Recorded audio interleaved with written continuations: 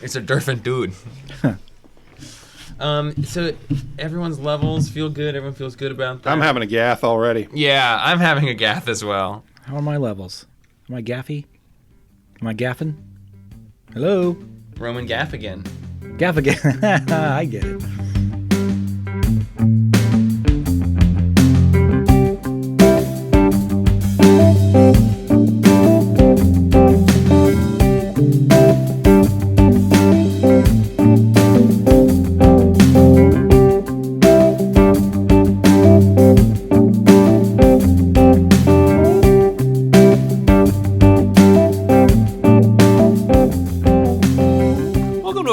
Acceptable podcast, episode 144, 12 times 12. This is a gross. This is a gross, and it's appropriate that you're back. Oh, that was gross. Wow, we just all had all those revelations right there in that moment. Where every Tuesday we get a whole bunch of comics from UPS, and then we come to our comic shop and count them and sort them and file them all away and get excited about them and look through them and sometimes spoil them. Or sometimes they don't spoil them, and they just say a bad thing happens in this comic book. And not this time. Not this time. No spoilers this episode. And then we go back to our homes where we read a bunch of those comics that we got really excited about, and we come back down to the comic shop that we love and go up the big glass elevator into the candy shop in the sky and record a PAP cast for the PAP fans from the PAPatorium. You getting in on this gross. I'm getting in on this gross. Everyone's here for it. Where we engage in a variety of tangents, either related to or unrelated to the comic books, the comic shop, or the comings and goings of our lives. I'm Jeff. And I'm not going to do anything gross this episode because I'm pure. I'm a snowy guy. I'm Roman, and I'm not going to do anything gross either because I already did. You did. I'm Django. I got you guys. Yeah. I have every confidence in you. Oh, gosh. Hey, we're going to talk about some books this week. We're going to spoil them. If you are worried about spoilers, look in the description of the episode on your iPod or iPhone or not Apple product.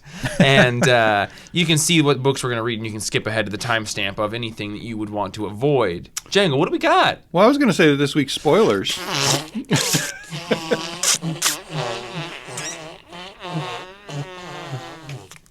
Gross. I think that one really needed the visual aid with it. It made me feel like a 6-year-old again. This week's spoilers are sponsored by Acme Fart Powder. Oh. The grossest fart powder there is. It tastes like dookie.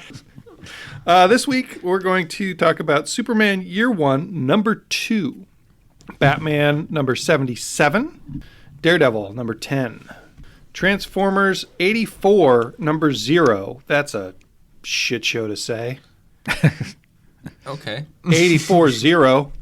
Yeah, you're killing it though. Jane Foster, Valkyrie, number 2. What is that? Strays? Strayed, number 1. And Jimmy Olsen, Superman's pal. Jimmy Olsen, number 2. There's no number Schlees in here. No, but there was a fuck ton last week. Well, there was like 2 or monsters. 3. I was editing it and I was like, man, look at all these Schlees. At least 2, but I think Sean Schlee. Jeff. Yeah. What if somebody asks you what our podcast is about? What do you say? Well, I say it's about snacks, but we talk about comics. Oh, that doesn't match our new logo at all. Oh fuck! It's about snacks. Hang on, Roman. What do you say when someone says, "What's your podcast about?" I say it's about an hour and 40 minutes. We're not playing your game. Zing, zing, zing. No, I say it's about time you listened. It's about some of this week's new comics that we review. Talk about. All right. Well, none of that fits in one word balloon each. So look at our new logo. It's probably on there by now. Is it going to be on this podcast that gets posted? I think so. Ron just sent me a final version that I haven't looked at. Nice. Also, by the time this podcast goes up, the Final Crisis podcast will be up. Sure. I started it this morning. That was a sincere sure. Hey, listen, I've heard you patronize me before. Every day in my patronize. dreams. Yeah. Yeah. All right, speaking of patronizing, let's talk about Superman Year 1 by Frank Miller and John Romita Jr. Okay, and Batman number 77. Sell me on this book. What did you think about this? That's a dirty trick, Jeff. I got to sell you on this. What is this book, you guys? Man, so All right, so this book basically follows Superman in boot camp for Right. the Navy. Where you would expect Right. to find a Superman story. Right. With Superman talking about how much he likes the violence. Yeah. And then he jumps in the water because he heard a siren song and ends The up mermaids. in Atlantis trying to do it with a fish lady He does. He doesn't care about Lana at all anymore. and fighting a kraken. And he decides maybe he's going to stay down there. The only thought I really remember having when I was reading this was this feels like 2 issues. Like the first there's a half is clear him in boot separation. camp, and then the second half is him in Atlantis. Also, I thought, dang, that's a big kraken. And then the big kraken showed up after I thought that.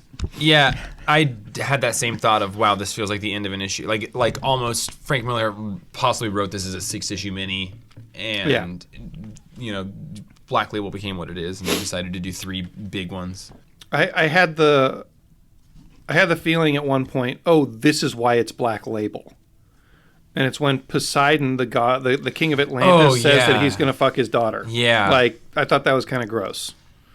You will take your mother's place in every respect. Yeah. I was like, oh, there it is. We got Frank the R Miller. rating we were looking for. Thanks a lot, dickhead. Dude. Yeah. Roman, what did you think about this? I thought it was, again, the caveat that this is not regular Superman, Millerverse Superman. I thought it was an interesting thing having Clark decide to see the world rather than explore, enlist in the military, and I thought it was interesting he doesn't try and really cover up his abilities. I mean, he doesn't do the stumbling, awkward Clark Kent thing. He's just, they've noticed right away, he never misses a shot. So well, this kid would make a great sniper. Let's put him in that kind of training. And they all see he never gets tired and he doesn't really have to exert himself. So that was kind of interesting. I thought it was weird that he was, considering who his parents are, that he was like, yeah, I like this power and then this violence and stuff. And he does reach a point where, he's like, well, wait, my buddies are shooting people, killing people here. This ain't quite right. I don't like this take on Superman very much. But what do you really think of it, Jeff? So that's what I'm trying to get. I'm trying to get that. Okay. Oh. And I don't love this camera angle of Superman, but I don't think it's a poorly done comic. I don't love Frank Miller's writing, and it is very Frank Miller-y, like the staccato writing and the short sentences. But it does make sense to me. Like, it sounds like the voice of somebody who has contempt for Superman because they don't like how many powers like Superman has. Like the way that he's sort of talking about, Frank Miller has on record said he's never really been a huge Superman fan. And this to me kind of made sense of that. All that to say, I think Frank Miller is trying to write the origin for how he views Superman, but he views Superman from sort of a paranoid, resentful standpoint, I feel like. Like there's a degree of contempt there. Like he assumes that Superman has some contempt for us or something. Right. There's a weird... Because he would. Yeah, exactly. It felt consistent. Like it felt like this is sort of Frank Miller's view of Superman. It didn't feel like a poorly written comic book. It was just coming from an angle that I don't love or like. I want Superman to be the thing that is perfect. I want it to be the impossible standard to live up to. So what I don't particularly need is a story about how he is fallible and goes through all these same things. I think that he exists to be the thing that is free from that. The second half of it has a very different tone than the first half, and it is sort of like silly. These scenes of like Superman donning his cape as he's walking on the ocean floor to like why aren't you swimming, dude? Yeah, or just like why are you now in love with this mermaid when you were in love with Lana? Like within She's the a last siren. 3 months. Well, for sure. To be fair, she's it's her. bamboozled him. Yeah, and that sounds like Frank Miller's perspective of Stupid women. And he made sure to put some terrorists in there on the boat as well. Like it's just like it's very like, oh God, when do we? I'm going to pretend that this is an origin for the Plutonian Well, I'm from watching. Irredeemable. I'm watching The Boys. I just finished watching The Boys, and yeah, that's why I kept having.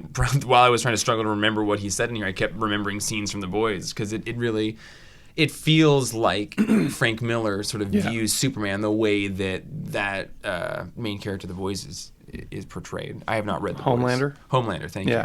Oh, okay. Yeah. And this is. I mean, I have to preface before I read this, thinking, okay, this is Millerverse Superman. It's not. It's not, Superman I love. You know, a couple weeks ago when we read Berserker Unbound, Django, and you know how you said, like, yeah, it ended exactly where I would expected the first issue of this series to end? Yeah. If someone had asked me where I thought issue 2 of Superman Year 1 was going to end, it would definitely not be Clark deciding to give up living on Earth and deciding to live beneath the seas of Atlantis with his new squeeze. So we can fuck. Yeah, like, what the fuck? Like, you have 3 issues? 3 issues, and this is what you chose to talk about? Wait, is that how it is? Yeah. I thought it was a really interesting choice to have him fight a Kraken, shrug it off, and then Poseidon to be like, nah, we just need a bigger Kraken. Yeah. Give me a squid? An octopus? Or like a bunch of sharks? Well, I was reading and I had the feeling that like Frank Miller was like, had the realization of, if I write all of these words, they'll read them. Like, like I'll have Drill Star just yell stuff, and then I'll make all of those speech bubbles doubled, so everyone has to read them all. That was so weird. I can do that, and they'll read it. So what do you guys give it? Give it a 7. I give it a 5.5. I'll give it a 6.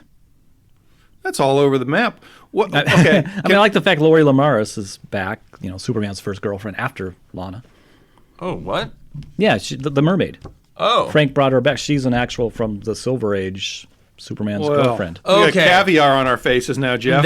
That's way better, because I'm just sitting here like, but she was much nicer in the Silver Age. She wasn't. She wasn't a siren. I thought he was just pulling this out of nowhere. Oh no. Which now Jeff's got a bunch of breakfast on his face. Well, no, not at all.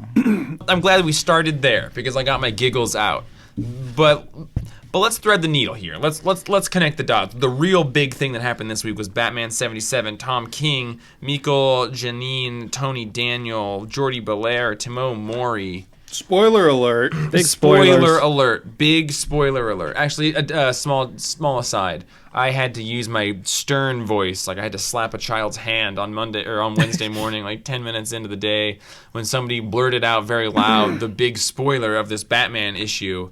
And just like, don't be allowed about a spoiler in a comic shop on the day of release when something big has happened. Think about it. The store full of people. With a store full of people. Yeah, whisper it. I don't like being a butthead, but I keep being like, did I mess up? But no, you didn't.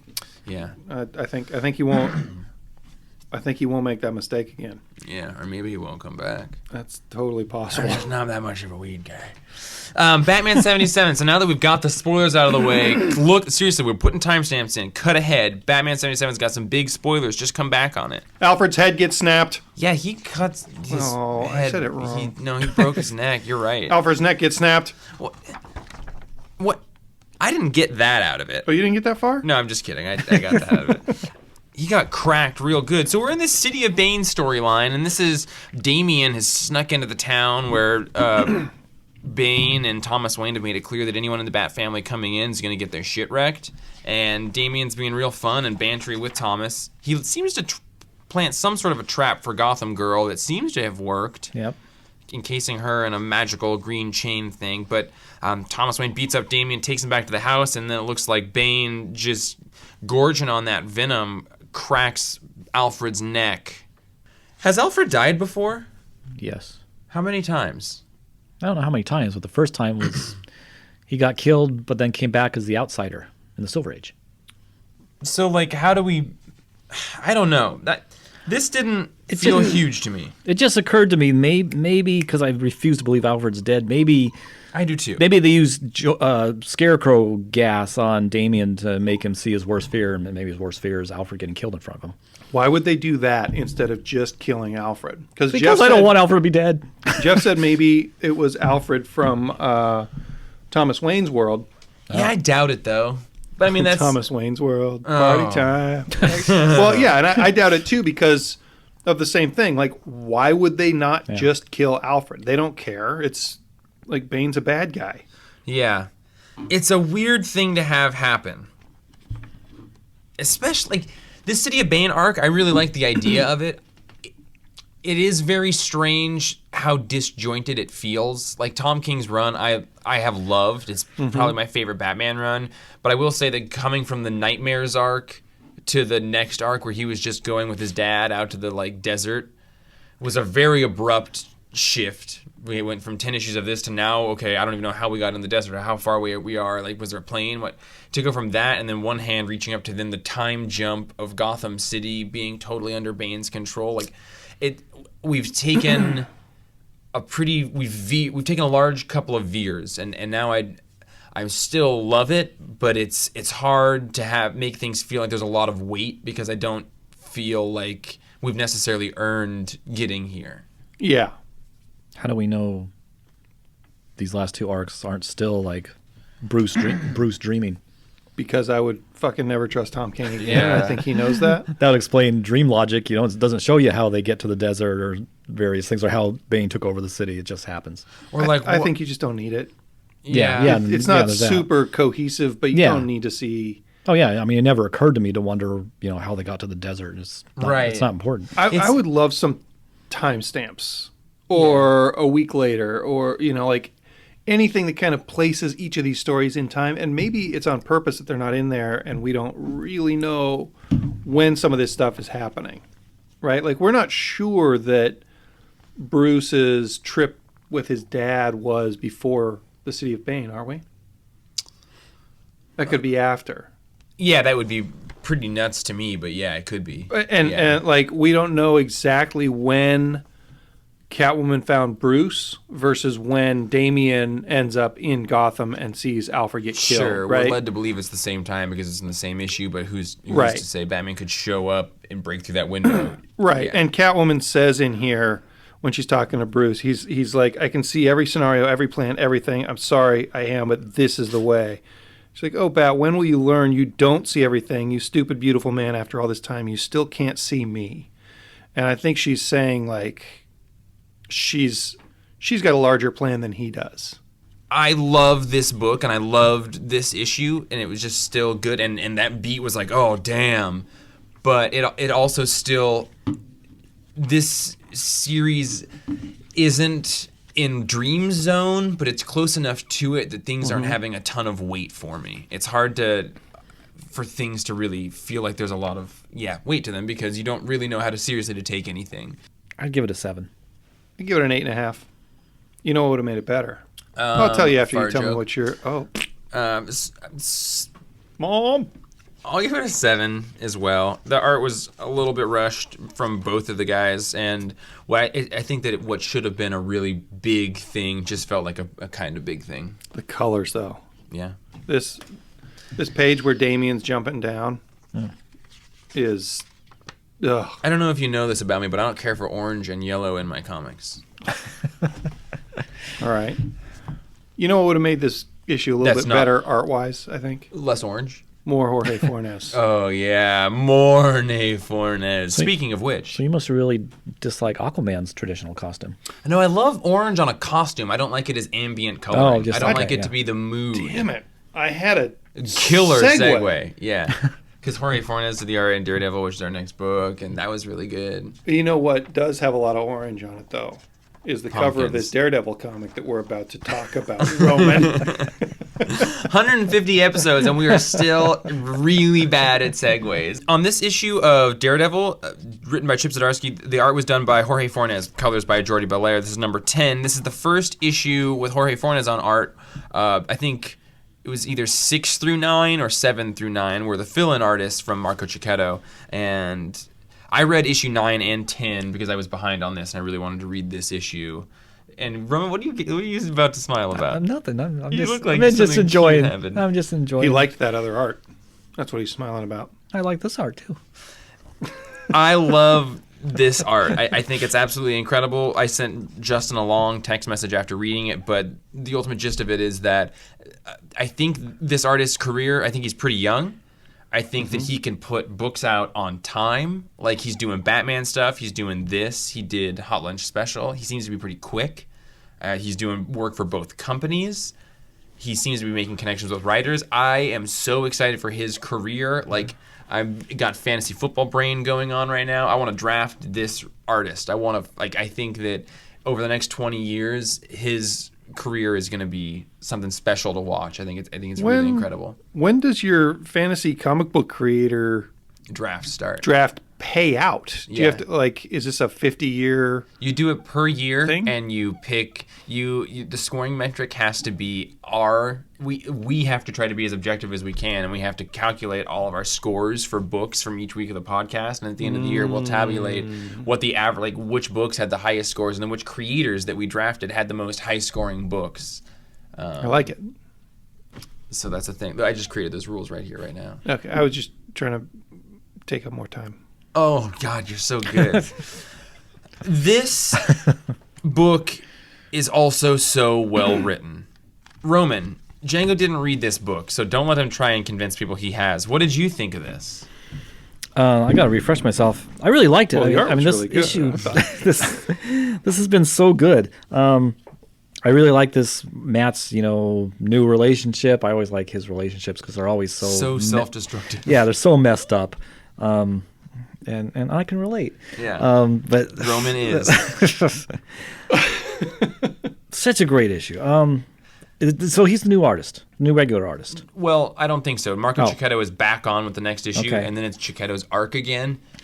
But there will be a fill-in artist again, and what I hope is that it will now be Fornes instead of that person who did those things for us. I like the building suspense in this, in the cop room, the police headquarters. It was so tense. Yeah. It was like watching a fuse burn. Yeah, it was the detective and Matt also, because Matt's also in the building. Yeah. Yeah. And Yeah. that was a really good slow build. Chip is writing such a fantastic yarn, if you will. I remember saying, I love this, but I was a little on the fence at times because it does paint Matt in a really negative way, and I've been feeling like these last couple of issues have really course corrected from that. He's able to sort of convey that stress that he's going through and the difficult time he's going through without making him an unlikable person. Yeah, I think it's been a good character arc with his kind of coming from where he did in that mini series or whatever, where I forget already the devil or whatever. Yeah, where he died or almost did, lost his power, decided to not be Daredevil, and now this is slowly developing that he's gonna eventually become Daredevil again.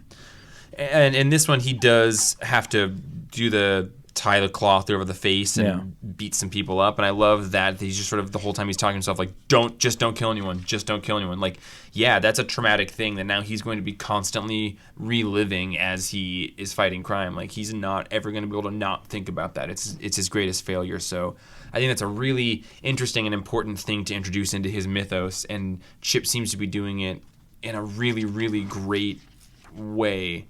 And Chip, I think, did a fantastic job of taking several story threads and, braiding them together. He got, naturally, all of these people into this police precinct to have an event happen. And He set up the dominoes. He set up the dominoes really well, and it made sense for everybody to be where they were with the motives that they were doing to have a big thing happen. And you sort of, watched it happen in a really logical way, and Matt's superpowers coming into play, like his super hearing.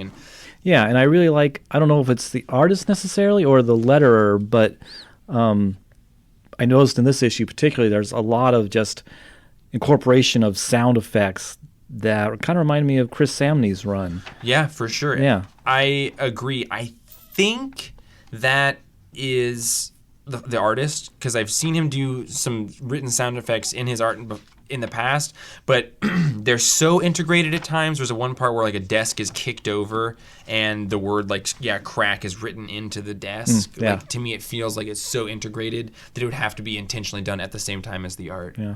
I would give this issue a 9. I think the art is incredible, and I think Chip Zdarsky, this is probably my favorite book he has written for me. Roman, what score do you give it? I'd also give it a 9.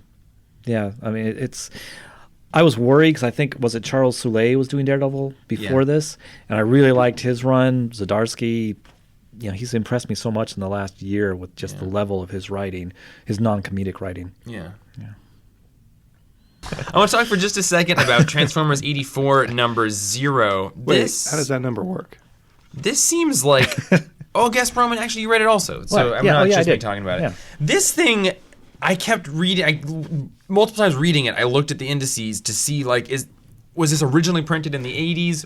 what I did. Is this? It sounds like the 80s. It looks like the 80s. But Yusuf Tanha, who's a big Transformers fan, does a Transformers podcast, says that it's all new. But what this does is this takes place right before the first issue of the original Marvel series. Okay. And it's just a great Transformers story that has beautiful illustrations of all the robots that you want to see, represented for just a moment, represented very closely to the television show. And I imagine the original comics, which I haven't read, but it feels like G1 Transformers, and that's something that we don't get in any of the Transformers stuff that's come out for me lately. I've been reading all of them. I previously said the Transformers Ghostbusters was the best Transformers book that's come out. I stand by it. Until now, this one was really good. And Yusuf Tanha also really loved this one, so I feel slightly vindicated in that. What did you think about this? Were you a Transformer boy at all? I wasn't, even though I did get the Marvel series. Django, can you make a Transformer sound for me? Thank you.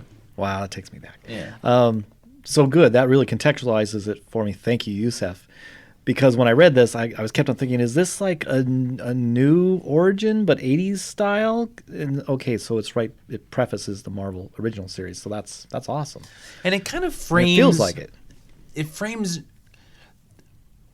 a one-issue Transformers story, like from the perspective of this sort of timeless narrator who's just talking about a warring time with the Transformers, but it doesn't need to go into the politics or anything. It just sort of says like war does crazy stuff, and it brings out lies, and then it goes on this history scene of this lie, and then it says it brings out secrets, and it goes on this long part about that, and it was the perfect framing device to give us a really shallow story involving all these characters, but it didn't need to put it into a larger context or a history or like a political context, which seems to be what Transformers interestingly leans on is heavy politics.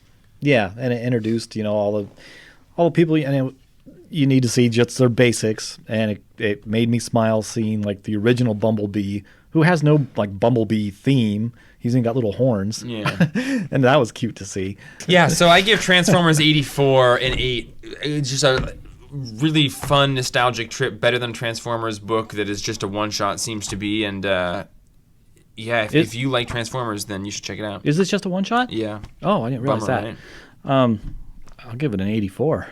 Out of 100, so an 8.4? Yeah. I like that. Exactly. Roman, did you read Strayed? I did read Strayed. You read this? That was the first comic I read this week. Actually, Sean and I read this on the couch together, Aww. and you weren't there, which is fine. It is fine, but I'm sorry I missed it. This is written by Carlos Giffoni with art by Wando and colors by Matt Kreutzer. I thought it was written by a kitty cat. Yeah. Letters by Matt Kreutzer, actually drawn and colored by Wando. This is... Gosh, there is a cat, and a woman has developed the technology for that cat to like project its thoughts. And it seems like parallel to that, this cat also has the ability to astrally project. Mm-hmm. So the government... It's like all the Superman powers from year one. Exactly. The government has made both of those two stay in a government facility so they can be using the cat to accomplish some otherwise shady means, and the lady, it looks like, is going to try and maybe break out with the cat. That is not a very good sales pitch. What this to me was as a writer who has a cat.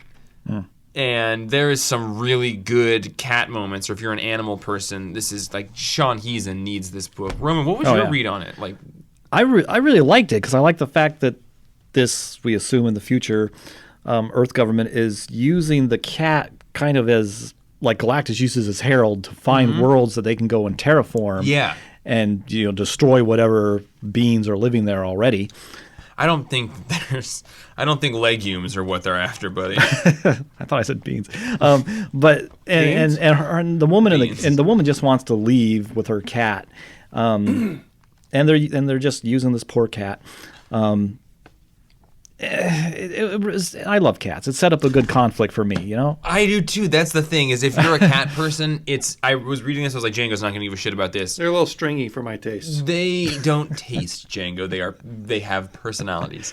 I just love the relationship between a human and their animal, especially like a dog and cat animal, but all animals. I have cats. I love my cats in this deep, disgusting way. Like, I am that person who, like, makes out with his cat. It's weird. I kiss his face all the time. His stringy face. I keep looking at Django to, like, be worried that I'm disappointing him in what I do with my cat. But so this is, like, it's really sad to see this pretty well-crafted and personified cat in a separated relationship with its owner. Yeah, just the fact on the ship, they when the cat gets back from astral projecting on its latest mission, they don't even let the cat go hang out with its owner in her quarters. They send her away, and there's one scene where it's like sideways shot, and the cat is in the room it's been contained in, and the woman is on the door on the other side, and she's just trying to talk to it, and just their body language, like 3 panels.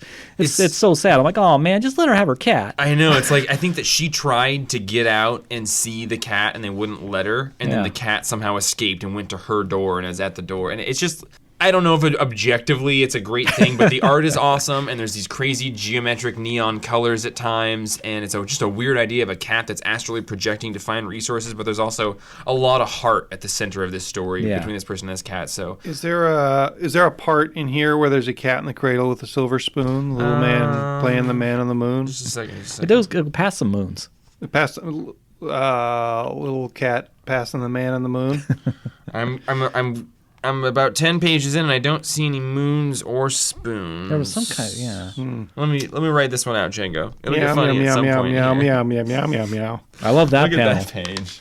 Look at that psychic beam or whatever come on his forehead. And we gotta get Django a cat. I bet Django, if he got through a year of living with a cat, would then be super into his cat. Nah. I believe you say nah. I like cats. He would name it Watermelon. That's pretty cute. What the fuck? That's Are you two sharing a brain right now? Yeah. Why are you ganging up on me? I give it an 8. What do you give it?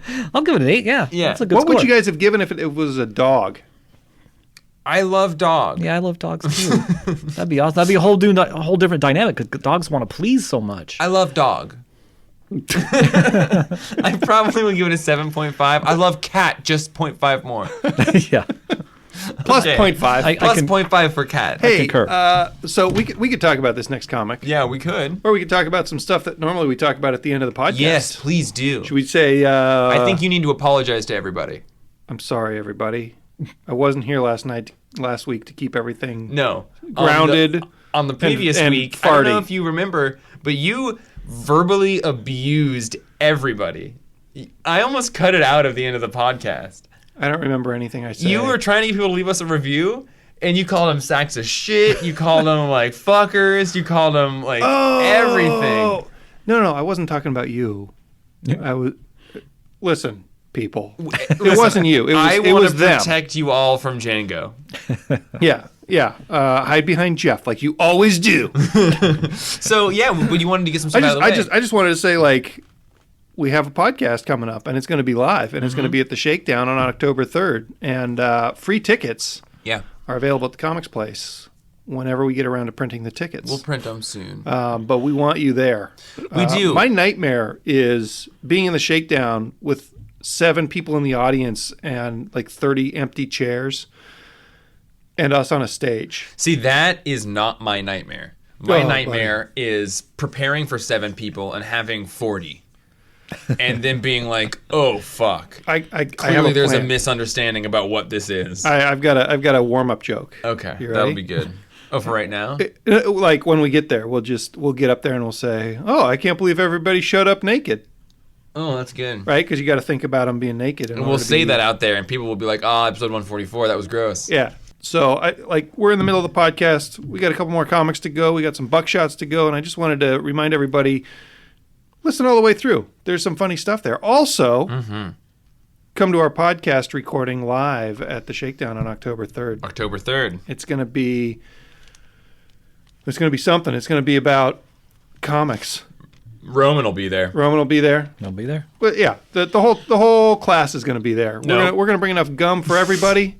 We might even order some extra comics for people. Free tickets available at the comics place. We're going to charge at the door so that it's only friends there. But I would really like to order a lot of one of the comics we're going to talk about and hand it out to people at the thing. I think that's a really good idea.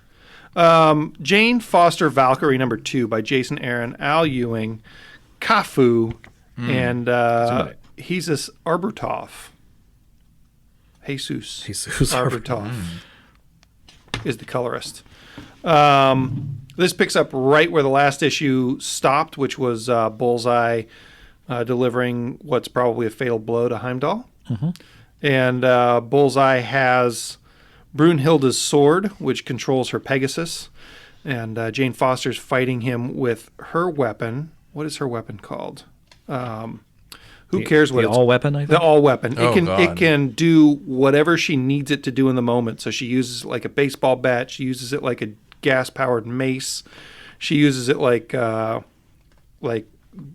shields and like wings.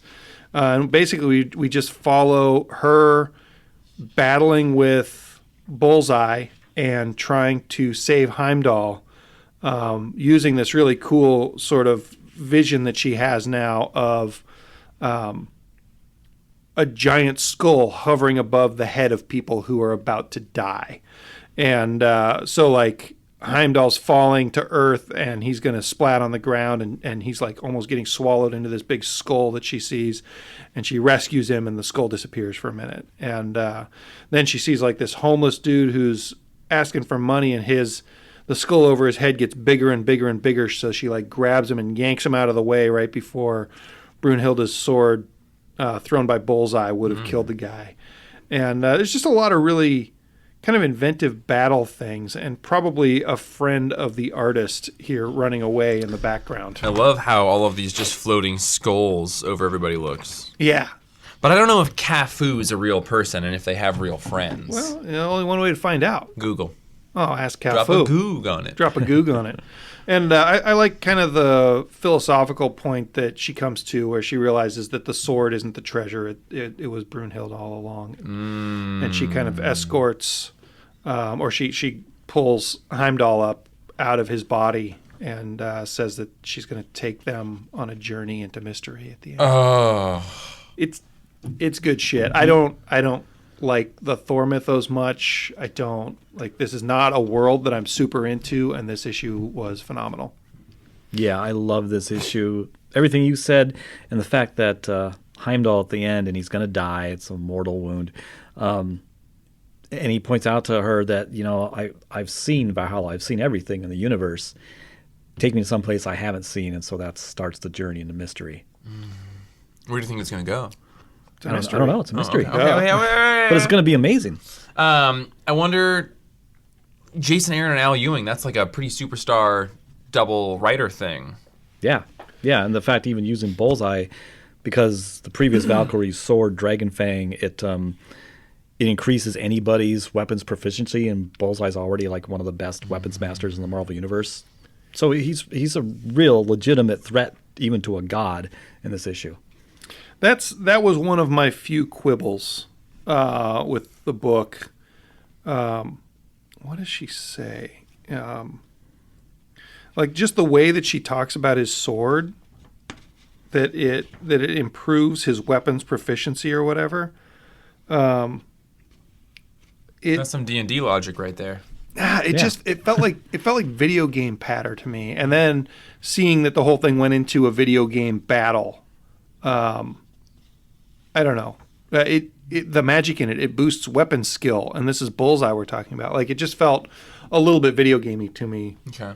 But, whatever. I guess maybe Jane Foster played a lot of video games in the last 40 years since she was created. Roman, you've been a huge fan of the Thor, Jason Aaron stuff, and you love Al Ewing. Is this like firing on all cylinders for you? Yeah, it is. I loved all that. I love their battle. I love the way she's discovering things about the all weapon, that more things it can do, and the way that she goes from, like Django mentioned, being so focused on reclaiming Dragonfang as like kind of almost a sacred object, into realizing, okay, the sword, it's not that important because that Valkyrie is dead. And that's how she beats him. Is realizing, okay, that's not about the sword. I can destroy the sword. Yeah. And still keep Brunhilde in my heart. And as long as we're getting the name Brunhilde more often, I think it's Brunhilde.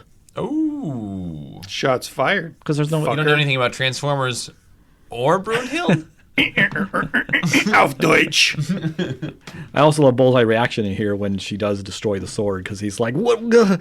He just can't believe it, because he was banking on it being her treating it like a sacred object. 7.5 on the Richter scale. What do you give it? 8.5 on the Roamster scale. On the Asgardian scale. I want to take a moment to get buckshots from people. Django, you've got a minute and 30 seconds on the clock. You've got about 4 seconds till that starts. 1, 2, 3. Perfect. I read Blade Runner 2019. Oh, you just took Romans. Damn it.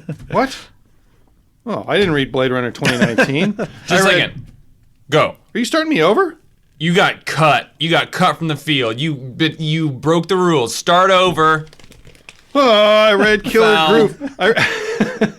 I read Killer Groove 2, 3, and 4 last night in order to talk about it tonight, because somebody in the store who I thought was Nathan Butcher, but it turns out they weren't Nathan Butcher, because I messaged Nathan Butcher at like 2 in the morning and told him that I read all those issues and that I liked them, and gave him a little quick review. That. He wrote back, he's like, what book are you talking about? I'll have to check it out.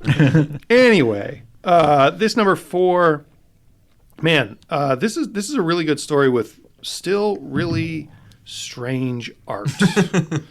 Really strange art. I don't know what to think about it. I don't really know how to grok it. But the story of sex, drugs, and rock and roll and crime is pretty rad. More crime than sex.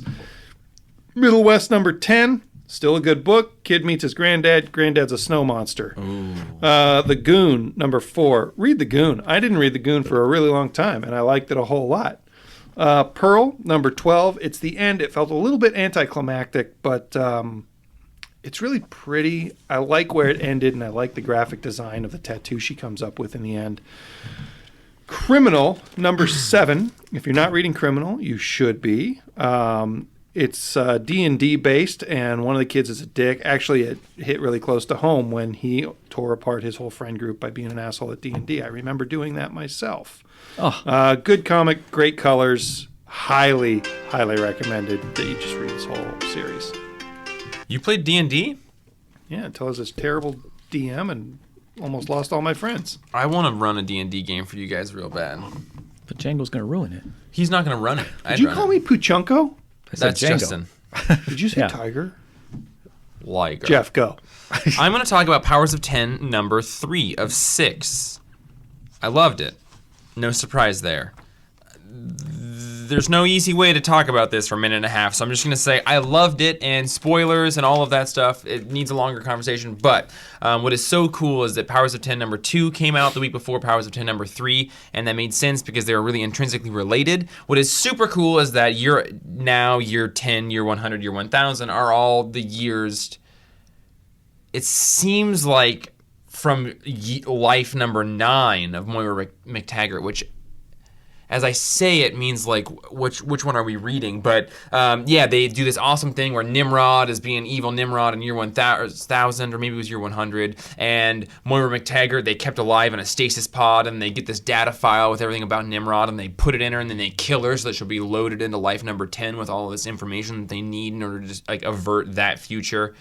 It was a really, really cool instance of being given a future and a sense of attachment that was written out, I think, for the perfect amount of time. And then you got this cool sort of, oh, we're abandoning that future. That was actually life 9, not life 10. It's not 1,000 years in the future of the life that we assume that we're following.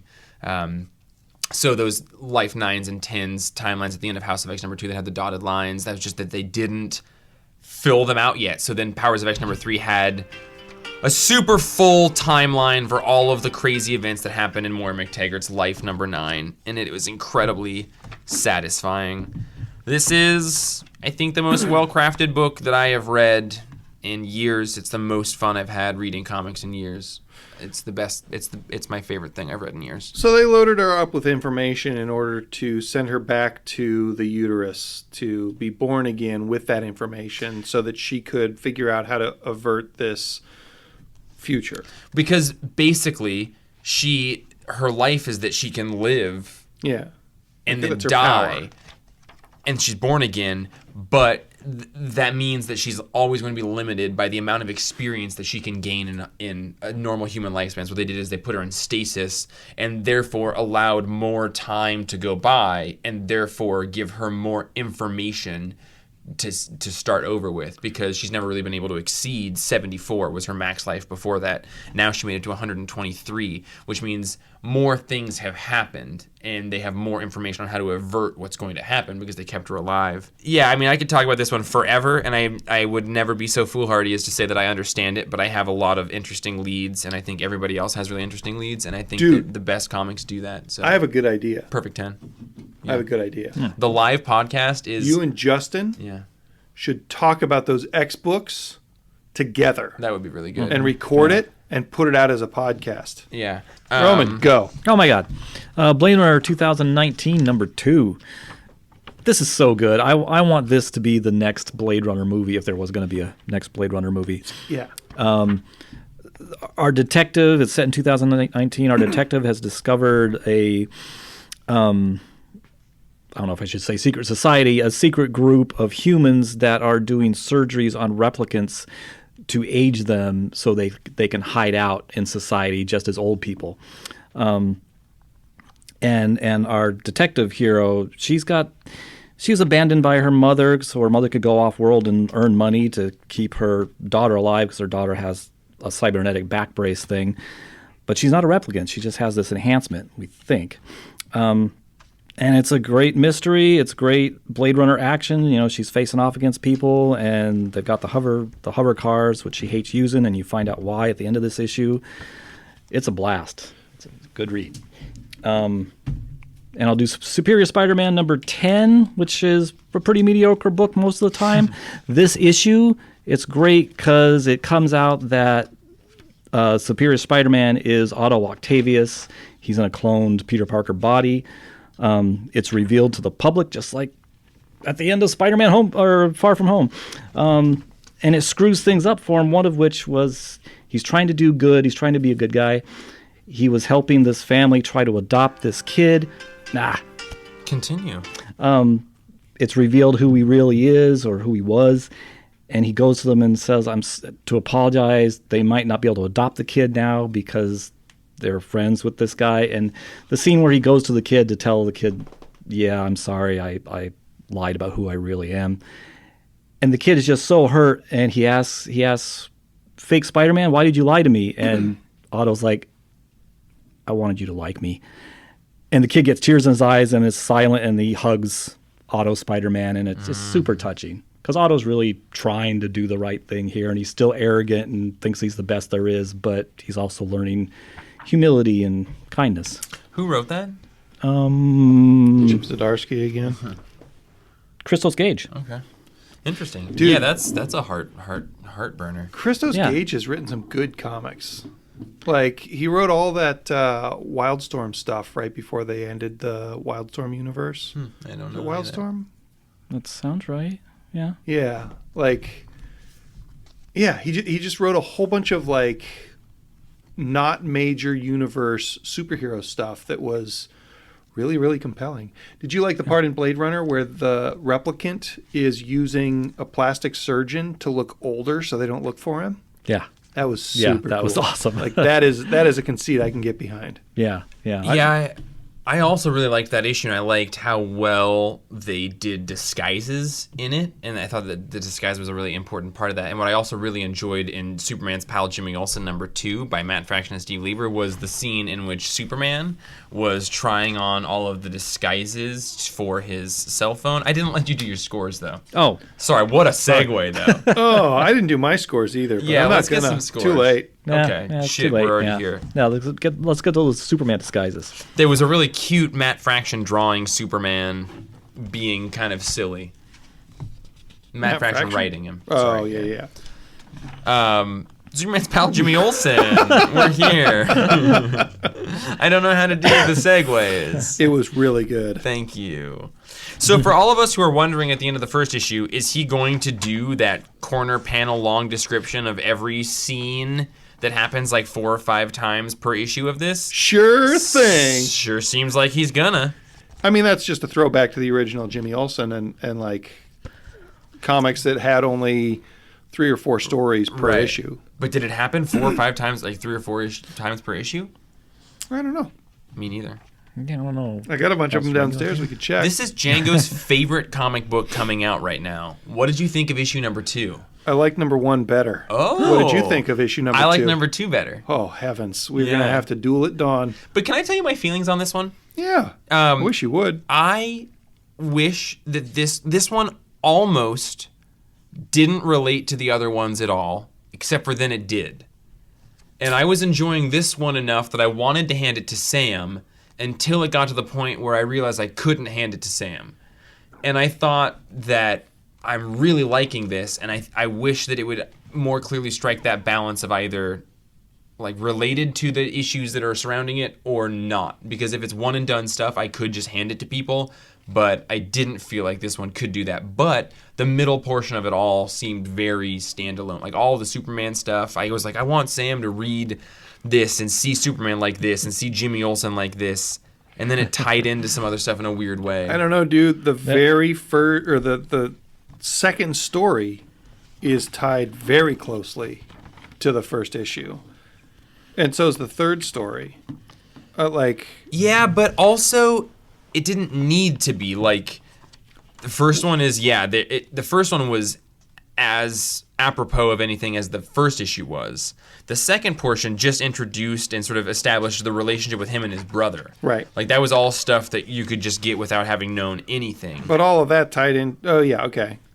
Okay. Until about 3/4 of the way, then it became related to a different thing, and that's not a complaint, but it was just like I could give this to somebody and have them enjoy it. Except, oh wait, no, now it is connected to these other ones, and I would like it to be maybe more one or the other. That being said, I thought this one like was heartwarming and funny in the way that my humor works a little bit more than the first issue was. Yeah, the first issue was more burpy and farty for me. Yeah. But this one had some really good slapstick with Superman just kind of being Jimmy's buddy and letting him film him do dumb things. But it was heartfelt too. So good. Like, it was like the moment where he was like, yeah, well, sometimes the only fun I get to have is just hanging out with you for a little bit. And it was like that to me, like that's the slapstickiness then coupled with that line of dialogue says so much about both of their characters and their relationship. Not only do I look amazing in wigs, but if I wear glasses, nobody recognizes me. Rowan, what did you think? Yeah, I particularly love that story. And like you say, the last bit of dialogue they have, and then Superman takes off, and Jimmy's saying, that's my favorite part. Yeah. When Superman launches off. I thought about you and Sam when they had, when Superman's doing baby talk to the cat that he's named Paqua-Man. Paqua-Man. I really like the shot of Jimmy throwing his Pulitzer coin to his brother and his brother just not catching it. Yeah. Yeah. Like Jimmy's throw is not great, but his brother's also a giant asshole. So I didn't get it until you guys were just talking because I was confused.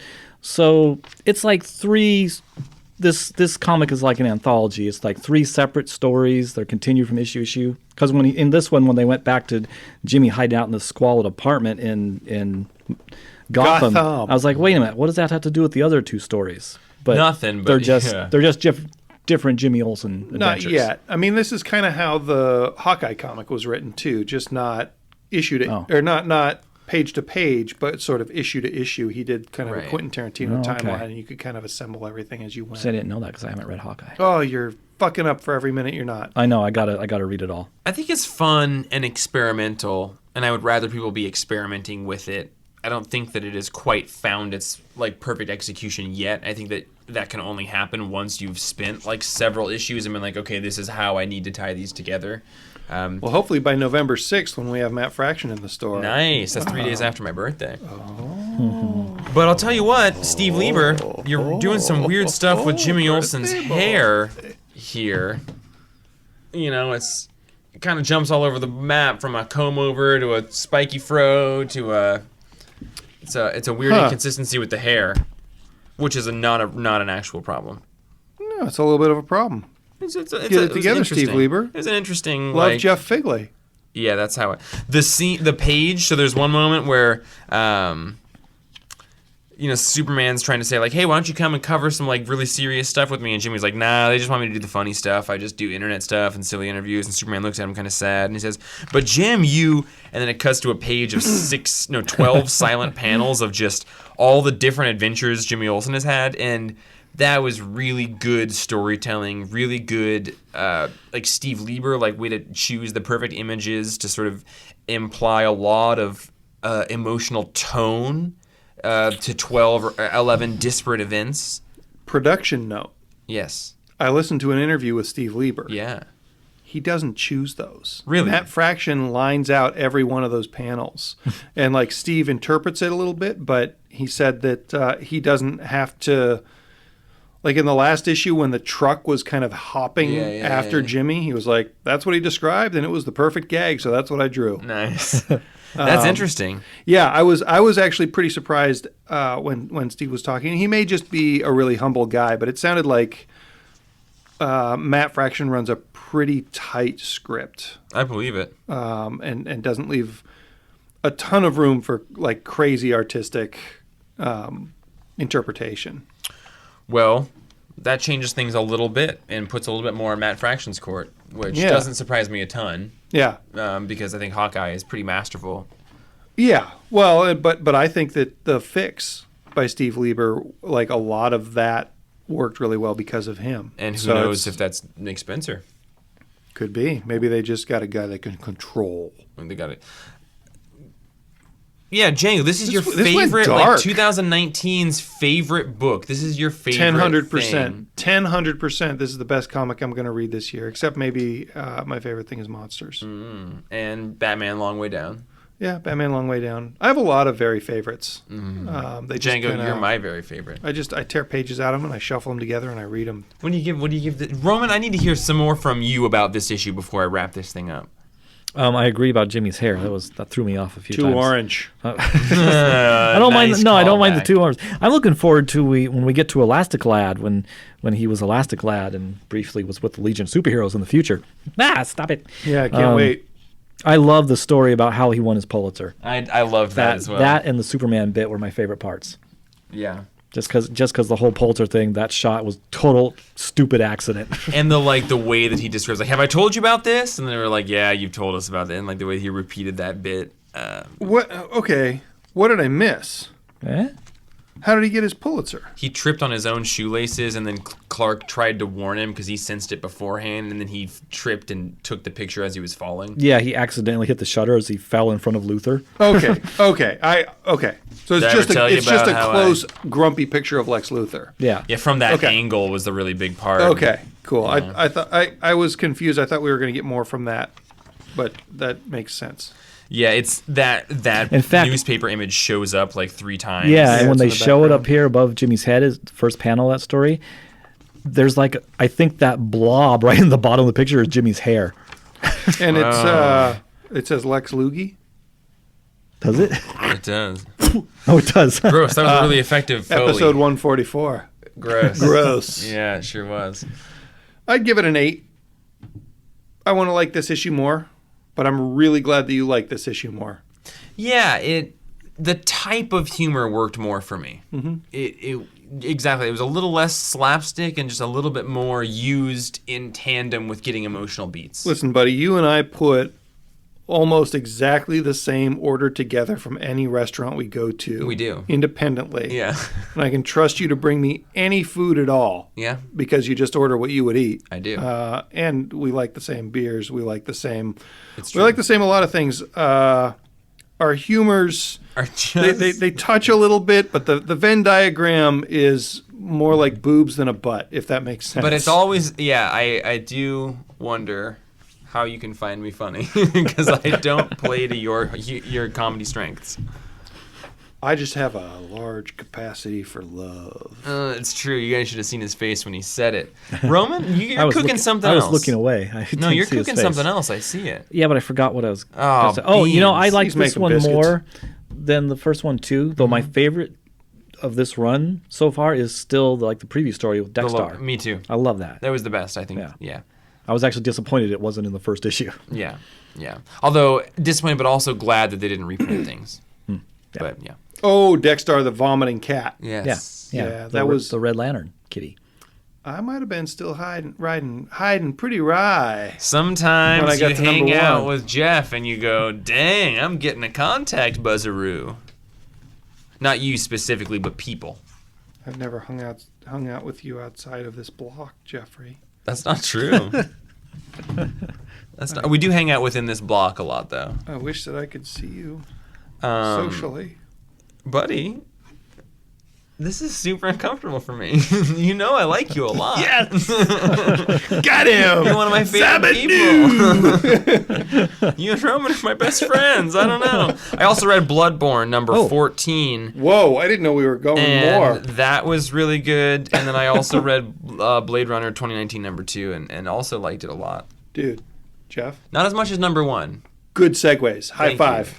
Yeah, right on, buddy. What else? Faithless, number 5. Thumbs up, thumbs down. Didn't read it. Thumbs 3/4 up. So It was pretty much not the whole series. It was not as sexy. I'm ready for. I thought this was the end, and I certainly hope there's one more issue. So that's Well, this episode is- 144 of the Perfectly Acceptable Podcast. I don't know where that 30-minute discussion is going to go. Maybe just there'll be 10 seconds of silence at the end, and then we'll just add that on.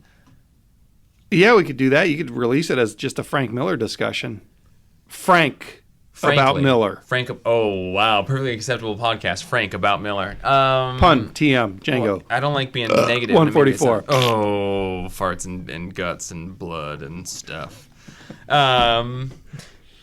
October 3rd, we're doing a live show. We need you to come see us, come hang out with us. Honestly, it's not about us. It's about having a discussion about comic books and creating a place for people to talk about it. What I would love is for people to show up early, hang out, kind of ignore us while we're talking, and then hang out after we leave.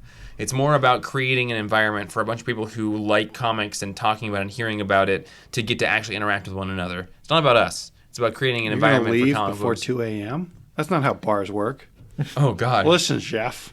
You just got to stay there. They say last call, and you push it, and then you get a shot like after that. And you just like, That's my buddy I'm out of Django. there. That's my out of buddy.